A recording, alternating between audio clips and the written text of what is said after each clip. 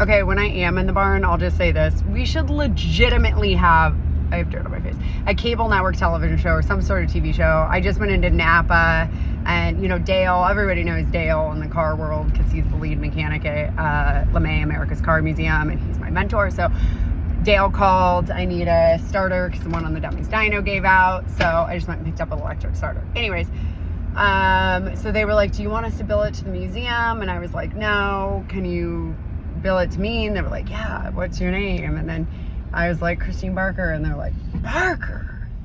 Oh, out of the woodworks. This guy comes out and goes, no shit.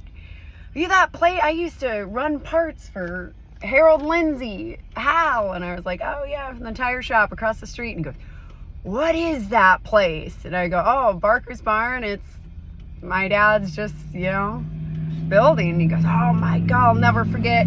I ran parts there on a Tuesday. Shit, your dad flagged me over. I never seen so many cool cars in my life.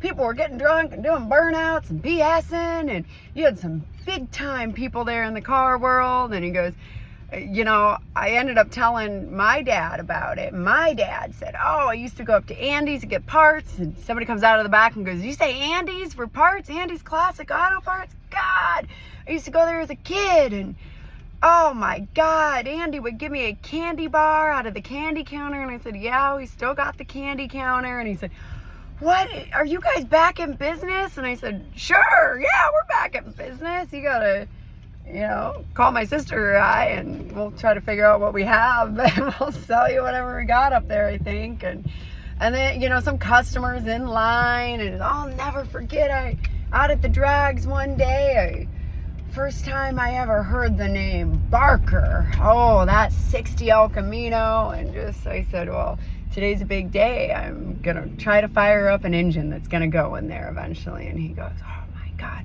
He came up to me, he patted me on the back, and he said, that is the coolest gift you could ever give this town, bringing that thing back on the road. Man, I said, you know, anyways, you guys,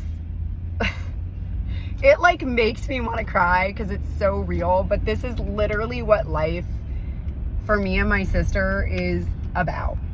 It is about that. I'm not kidding you. When I paid and I left there and I was like, all right, guys, every person in there was like, good luck, good luck. Oh, damn, this is great. Good luck, kid. Bringing that back. Your dad will be proud of you. And I'm like, thanks, guys. I'll see you later. They're like, call us if it starts. It really is just the coolest thing and the greatest honor of my whole life. And what a way to, like, you know, my dad can't be here anymore, but what a way to just like